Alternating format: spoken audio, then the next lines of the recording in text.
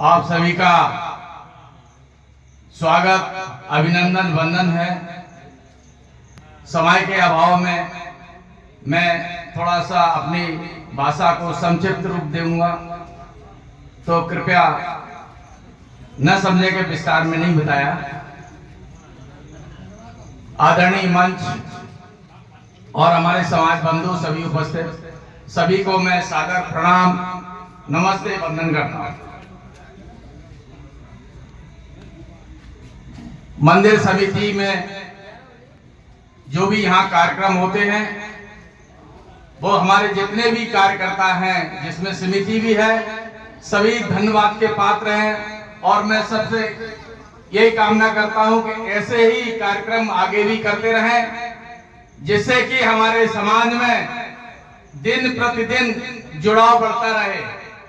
जो हमें देखने में मिल रहा है कि हम अपने समाज के रिश्तों में सिर्फ एक जिलों में सीमित थे, लेकिन आज हमारे जो समाज के संगठन बने हुए हैं, उन संगठनों के प्रयास और आप सभी की लगन मेहनत से आज हम पूरे भारतवर्ष में जुड़ चुके हैं।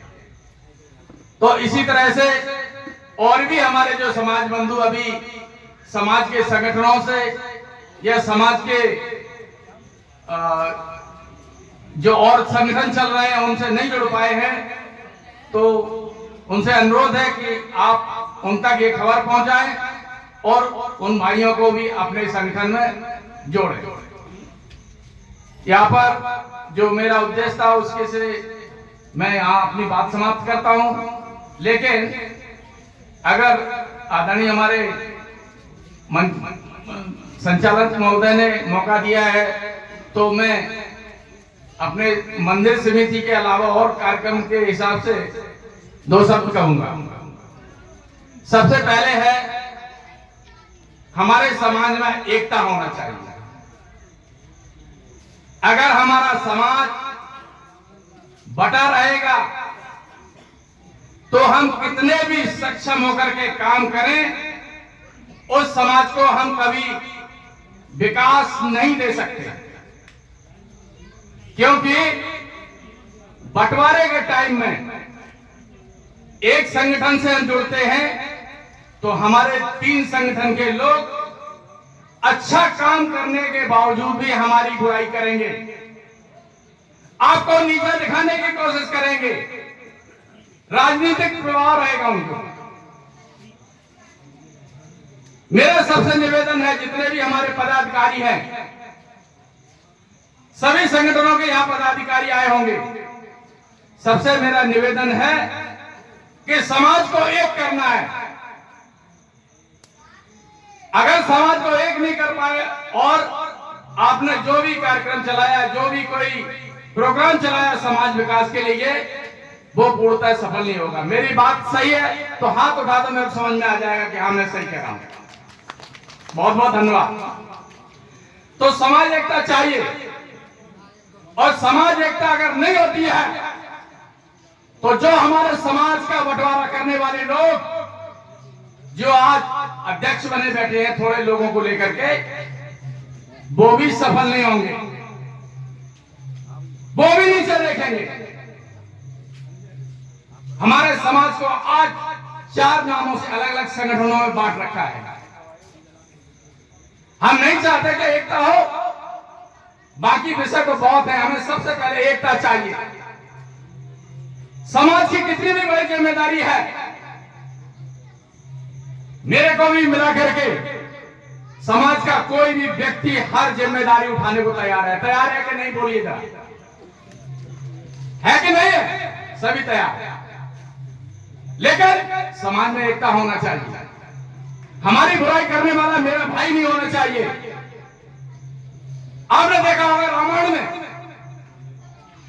भगवान राम के साथ उनका भाई था, मानवों की सेना थी,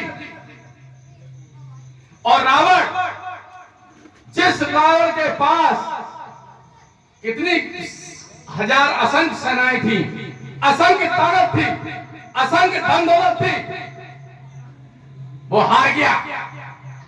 क्यों हार गया? भाई ने साथ नहीं दिया। इसलिए समाज बंधुओं मैं आपसे सबसे निवेदन करता हूं कि जहां पे भी समाज बंटवारे की बात करती है उसका विरोध करें। हमारे समाज में अगर 4 लोगों को मानने वाले हैं, 4 ईष्ट देव को मानने वाले हैं, तो एकता करने के लिए हमें चारों को साथ लेना होगा। साथ कैसे लेना है? कि हमारे आदरणीय जितने भी संगठन के अभी जो संगठन के अध्यक्ष बने हैं उनकी जिम्मेदारी है, और जिनको जिलों में जिम्मेदारी दी सभी की जिम्मेदारी है, हमारी भी जिम्मेदारी है। तो हम वो भी काम करने के लिए तैयार हैं, बशर्ते समाज में एकता होना चाहिए, एकता के लिए प्रयासरत हमें होना चाहिए। दूसरा है शिक्षा। शिक्षा के क्षेत्र में हम शिक्षा शिक्षा चिल्लाते चिल्लाते 5 साल से मैं भी सुन रहा हूं। हम करते क्या शिक्षा के बारे में? बोलते बच्चों को अच्छे स्कूलों में पढ़ाइए, इससे क्या शिक्षा बढ़ जाएगी? कभी नहीं। हमारे बच्चे क्या पढ़े लिखे नहीं है? सभी बच्चे पढ़े लिखे हुए हैं, लेकिन उनको रास्ता नहीं मिलता है, उनको मार्गदर्शन नहीं मिलता है, उनको लक्ष्य चुनाव नहीं मिलता है। इस कारण से बच्चे पढ़े लिखे होने के बावजूद भी अपनी मंजिल तक नहीं पहुंच पाते हैं। उसके लिए मैं संगठनों से निवेदन करूंगा कि उसके लिए प्रयास करें। हम समाज बंधुओं से जो भी सहयोग हो वो भी हम सहयोग देने के लिए तैयार हैं। संस्थाओं को गठन करें। अगर संस्थाओं का गठन नहीं हो सकता है तो जो संस्थाएं चल रहे हैं उनमें हम लोग संपर्क करके समाज के बच्चों को उद्देश्य के साथ शिक्षा दें। आज मैं कार्यक्रम में था, एक बच्ची मेरे को मिला, मेरे को लगा थोड़ा से बात कर लें। मैंने पूछा बेटा कौन सी क्लास में हो? बोला मैंने 12 पास किया। बेटा कौन सी साइड से? बोला बायोलॉजी से। तो हमने कहा जीवन में क्या बनना चाहते हो? बोले आगे पढ़ाई करेंगे। अरे बायोलॉजी लिया है तो बायोलॉजी के क्षेत्र में बच्चे डॉक्टर साइड में जाते हैं, डॉक्टर बनते हैं। अगर मैथमेटिक्स लिया है तो इंजीनियर्स बनते हैं, पॉलिटिक्स लिया है तो नेता नगरी में जाते हैं। हजारों ऑप्शन है, सिलेक्ट कौन कर पाएगा? उनको कौन बताएगा बच्चों को कि आपने कौन सी साइड लेना है, कैसे पढ़ना है? मैंने बोला बेटा अपने पापा से बोलना, मेरा नाम बताना, मेरा मोबाइल नंबर ले लो। और उस बच्ची को मैंने कहा कि आप नीट का फॉर्म भरिए, जो मेडिकल का प्री टेस्ट होता है उसके लिए फॉर्म भरिए, और आपको अगर आवश्यकता पड़ती है तो ग्वालियर में बहुत सारी कोचिंग्स हैं जहां पे आपको बेहतर मार्गदर्शन मिल जाएगा कि कैसे डॉक्टर बनना है। तो उसके लिए हमारी भी जो भी मदद होगी मैं आपके लिए साथ चल जाने। तो बच्ची बहुत खुश हो गई कि साहब हमें तो आज दिन तक किसी ने बताया नहीं। तो इस तरह से उद्देश्य के साथ हमें शिक्षा बच्चों को देना है, बच्चों के अंदर प्रेरणा उत्पन्न करना है। वो 1-2 परीक्षा में दिया टेस्ट, घर में बैठ गए, साहब हम पास नहीं हो सकते, तो क्या करते हैं फिर? वो जीवन में गलत रास्ते पे चले जाते हैं। कोई काम नहीं है, दारू गुटखा शराब बीड़ी जुआ गंदे कामों में चले जाते हैं। फिर उनके लिए कोई रास्ता नहीं खुला रहता है, तो साइड से निकल जाओ, ढलान है। तो हमारा निवेदन है सबसे कि अपने बच्चों को शिक्षा दें और उनको मार्गदर्शन भी करें। मोहम्मद गौरी यहां आया था, आक्रमण किया। हमारे बहादुर उस समय के हमारे राजा पृथ्वीराज चौहान जी थे, उसको 17 बार हरा के यहां से भेजा, 16 बार हार के चला गया। जब वो जाके अपने वहां घर में बैठा हुआ था तो उसने देखा एक चींटी अपने वजन से ज्यादा वजन लेके ऊंचाई पे चढ़ रही है, लेकिन वो वजन ज्यादा है, वजन नीचे गिर जाता है, चींटी नहीं चढ़ पाती। लेकिन चींटी फिर प्रयास करती है और वजन को लेकर फिर चढ़ती, फिर गिर जाती। इस तरह से कई प्रयासों के बाद उसने वो वजन उठा के अपनी मंजिल तक पहुंचा दिया। तो आज शिक्षा के क्षेत्र में भी हमें वही करना है। ये बहुत बड़ा इंपॉर्टेंट पॉइंट है कि शिक्षा में हमें बच्चों को पढ़ाना, उनको मजबूत करना है, उनके अंदर वो जज्बा पैदा करना है कि खाना खाओ और डॉक्टर बनना है, कलेक्टर बनना है, एसपी बनना है, बन के दिखाओ। घर में नहीं और कोई काम करो, माता पिता से कह दो खेती करना है, कुछ भी करना तुम करो, मैं पढ़ाई करूंगा, अगला प्रयास फिर करूंगा। आपको मैं गारंटी देता हूं, अगर ये मेरी बात आपको अच्छी लगती है तो मेरे बच्चे अधिकारी भी बनेंगे और नेता भी बनेंगे। तीसरा पॉइंट, कमजोर राजनीति। हमारी राजनीति होती है, हम लोग आपस में भी राजनीति करते रहते हैं। मैं ये कह रहा हूं, कमजोर राजनीति ऐसी है कि हमारे समाज में अभी, माफी चाहूंगा, 2 मिनट और दे दो तो मैं पूरी बात कह दूंगा। हमारे समाज के अंदर 4 केस ऐसे हुए हैं जिसमें हमारे एक बहुत बड़े नेता सम्मानित भोपाल में उनका कत्ल कर दिया गया। डबरा में एक लड़का को ट्रैक्टर से मार दिया गया। बंगरा के अंदर रात को ले जाके पार्टी के बहाने लड़के को मार दिया। और भी बहुत सारे केसेस हैं, एफआईआर नहीं हुई अभी तक। और कोई भी संगठन के जितने भी अध्यक्ष, माननीय अध्यक्ष हैं, कोई भी उनके दरवाजे नहीं गया। और वहां पर जो समाज के आम लोग गए थे, बंगरा का केस बता रहा हूं, जो आम लोग समाज में उनको सांत्वना श्रद्धांजलि देने के लिए गए थे, उनके नाम पे एफआईआर कर दिया। अगर 30% 30 लोगों के नाम उस एफआईआर में है। राजनीति हमारी कमजोर है। इसमें मैं अपने माननीय हमारे युवा नेता वीरेंद्र को बहुत धन्यवाद दूंगा।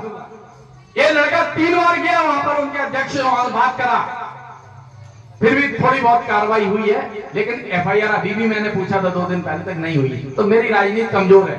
इसको करने के लिए हमें मजबूत पकड़ करना होगा। अगर हमारे नेता होंगे, हमारे अधिकारी होंगे, तो हमारी बात सुनी जाएगी, हमारी एफआईआर लिखी जाएगी और दोषियों को सजा मिलेगी।